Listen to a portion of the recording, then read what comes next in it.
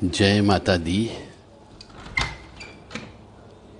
जय माँ कामाख्या। देव Radha trust Satyavani channel. रहस्यमय ज्ञान की दुनिया में एक और तथ्य आपके सामने रखते हैं कि आप किसी भी धर्म को मानो, किसी भी आराध्य को मानो,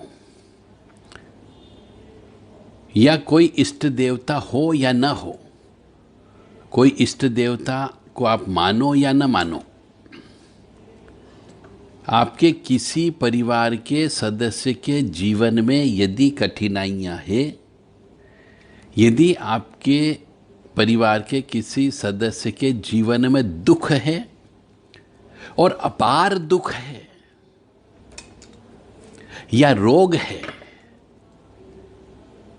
या कोई मनुष्य व्यसन में लिप्त है, यानी चरित्रहीन हो गया हो, चाहे स्त्री हो या पुरुष हो, या कोई कुकर्म के रास्ते पर चल पड़ा हो, या कोई व्यक्ति ऊपरी बाधा, तंत्र बाधा, मसानी विद्या की वजह से हिंसात्मक कार्य करने लग गया हो, उसका व्यवहार हिंसात्मक हो गया हो, या फिर तंत्र विद्या की वजह से, मसानी विद्या की वजह से, प्रेत विद्या की वजह से वह उदासीन पड़े रहता हो, उसका दिमाग काम करना बंद कर गया हो, या उसे डिप्रेशन हो गया हो, या घर के अंदर धन की आवक बंद हो गई हो, कोई चौकी बैठा दी गई हो, कार्य करने की इच्छा नहीं होती हो, लगातार ऋण पे ऋण लेते जाते हो, और कोई भी रोगग्रस्त हो गए हो जो लाइलाज बीमारियां हो जाती है, या कष्ट है, दुख है, परेशानी है, तो आप किसी भी एक देवी देवता की स्तुति को कम से कम रोजाना 13 बार सुनो। विषम संख्या में सुनना है, कम से कम 13 बार की बात कर रहा हूं, नहीं तो मैं तो कहूंगा आपको कि 27 बार सुनना चाहिए। किसी की भी यदि आपके परिवार के ऊपर ऊपरी बाधा, तंत्र बाधा, काला जादू, टोना टोटका, नजर दोष, या मूठ करनी, या मसानी विद्या, मरघट वाली विद्या, शमशानी विद्या हो गई हो, तो किसी भी एक देवता की या देवी की या किसी भी इष्ट की, किसी भी आराध्य की कम से कम 27 बार आपको उसकी स्तुति को सुनना है। आप विश्वास करो, समर्पण भाव से सुनो, तो वह जो स्तुति है, वो प्रार्थना है, वह आपके लिए उपहार हो जाएगी। और उस स्तुति को याद करने का प्रयास करो, कंठस्थ कर लो, और जितना हो सके उसको पढ़ो, जितना हो सके उसको बोलो, और जिस व्यक्ति को कष्ट है उसके सामने बोलो।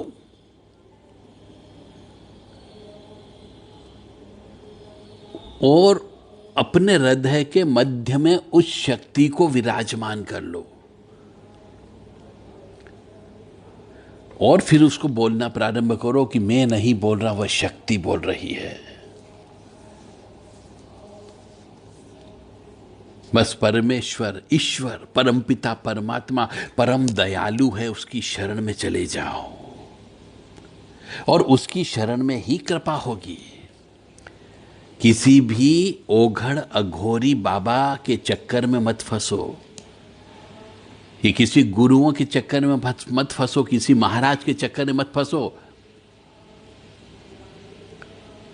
किसी दरबार के चक्कर में मत फंसो। और मन को शांत रख करके निर्मल मन से उस प्रार्थना को, उस स्तुति को बार बार सुनो, जिससे रोग अवश्य कटेंगे। चाहे हनुमान चालीसा हो, चाहे बजरंग बाण हो, चाहे देवी जी की अष्टोत्तर शतनाम हो, चाहे देवी जी का 32 नाम हो, चाहे हनुमत कवच हो, चाहे काली कवच हो, चाहे भैरव अष्टोत्तर शतनाम हो सकता है। किसी भी एक को पकड़ लो तो दुख का विनाश अवश्य होगा, जीवन के दुख कटेंगे। यानी 27 बार रोज बोलना ही बोलना है और याद करके बोलना है। आत्मा को गति मिलना चालू हो गई। इसे सुनकर मन के भाव अवश्य परिवर्तन हो जाएंगे आपके, और जो सुनेगा उसके भी परिवर्तन हो जाएंगे। एक बार प्रैक्टिकल करके देखो। जैसे कि हम बोलते हैं, 40 नाम को अपने जीवन में उतार लो और बोलते रहो।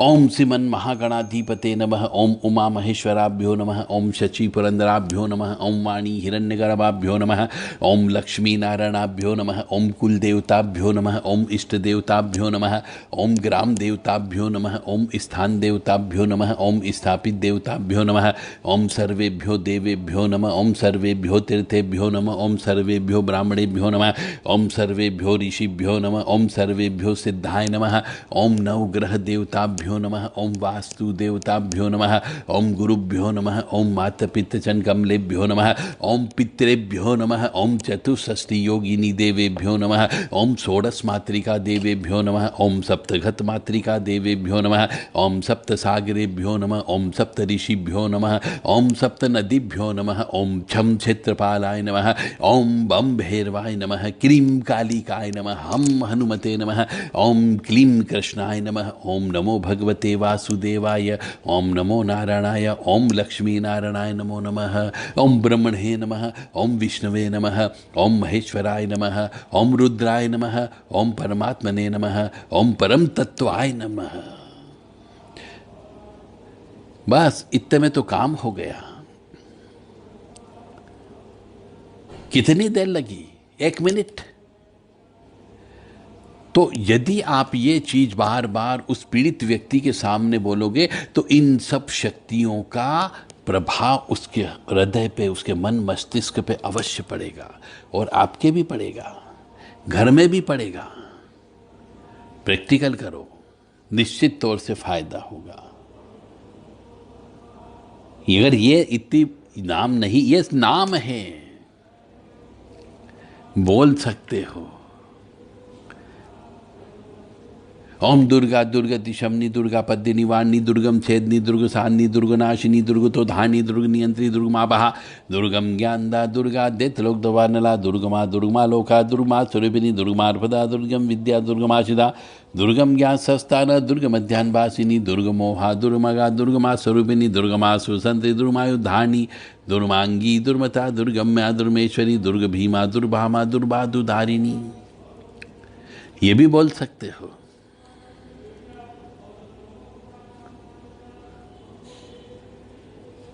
जय माता दी, जय माँ कामाख्या। मैं बार बार कहता हूँ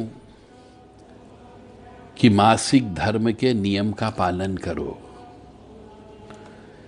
आपको जब तक उस नियम का पालन नहीं करोगे, घर में खुशियाँ नहीं आएगी। बहुत अत्यंत आवश्यक है मासिक धर्म के नियम का पालन करना, रजस्वला के नियम का पालन करना। और दूसरा नियम का पालन करना चालू करो, अग्निहोत्र करना।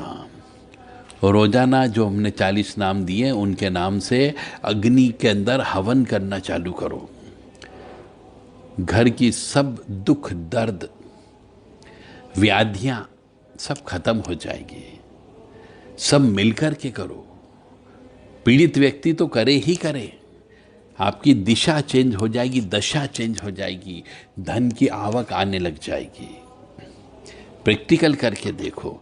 और तीसरा नियम का भी पालन करो कि जो पंच बलि होती है वो पंच बलि देना प्रारंभ करो। गाय को रोटी देना प्रारंभ करो, कुत्ते को रोटी देना प्रारंभ करो, चिड़ियों को, पक्षियों को दाना डालना चालू करो, चींटियों को कसार देना चालू करो और मछलियों को आटे की गोली देना प्रारंभ करो। इसको पंचबली कहते हैं।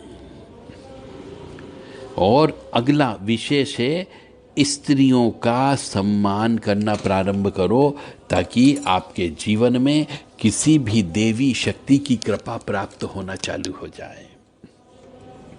आपके घर में जो भी आपसे बड़ी स्त्री हो, चाहे बहन हो, भाभी हो, माँ हो, बुआ हो, मौसी हो, चाची हो, सबके चरण स्पर्श करना प्रारंभ करें ताकि आपका शुक्र मजबूत हो, आपका चंद्र मजबूत होगा और पिछले जन्म के पाप कर्मों का नाश होगा। तो स्त्रियों का मान सम्मान करना प्रारंभ करो। निश्चित तौर से जीवन में आपके घर के अंदर सुख, समृद्धि, शांति अवश्य आएगी। और एक और विशेष चीज़ है कि जो दिन और रात का मिलन होता है, ब्रह्म मुहूर्त और एक बोलते हैं संध्या बेला, इस समय पे भी आपको 40-40 मिनट सुबह और 40 मिनट शाम को ईश्वर का नाम लेना है। जो भी आपके इष्ट हो उनका नाम लेना प्रारंभ करें और कंटिन्यू लेते रहें। और उस समय पे दीपक अवश्य लगा दें। आपकी दिशा अवश्य बदलेगी, आपकी दशा अवश्य बदलेगी, ग्रह नक्षत्र भी काफ़ी कुछ हद तक प्रसन्न रहेंगे। हो सके तो करो, सुखी रहना चाहते हो तो करो, अन्यथा जो आपके भाग्य में लिखा है उसे मैं भी नहीं बदल सकता और न आप बदल सकते हैं। बदलना आपको ही है। मेरा काम है सिर्फ आपको ज्ञान देना। मैं केवल ज्ञान दे सकता हूँ।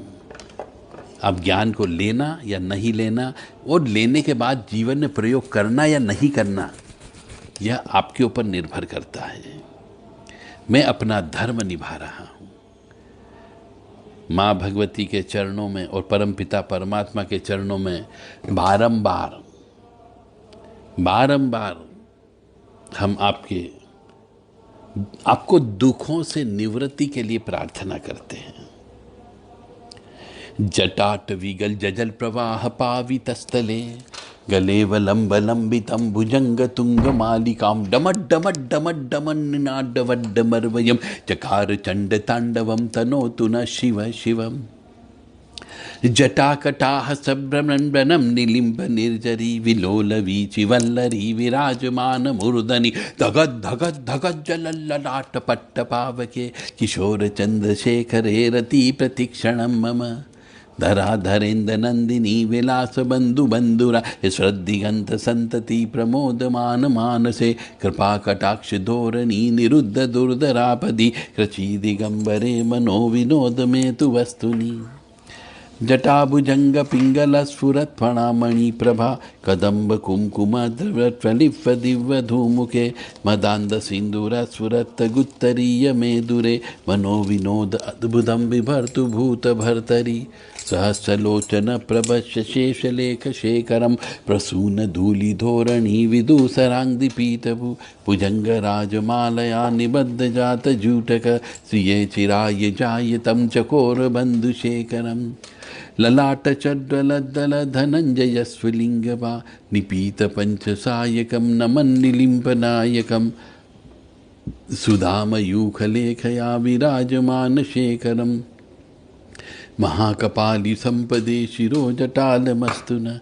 इस प्रकार आपको कोई भी एक स्तुति का गान करना प्रारंभ करें, दिल से, आत्मा से, मन से, निश्चित तौर से सुख अवश्य प्राप्त होगा। जय माता दी, जय माँ भवानी। मृत्युंजय महादेव त्राहि मां शरणागतम जन्म मृत्यु जरा व्याधि पीड़ितम कर्म बंधने।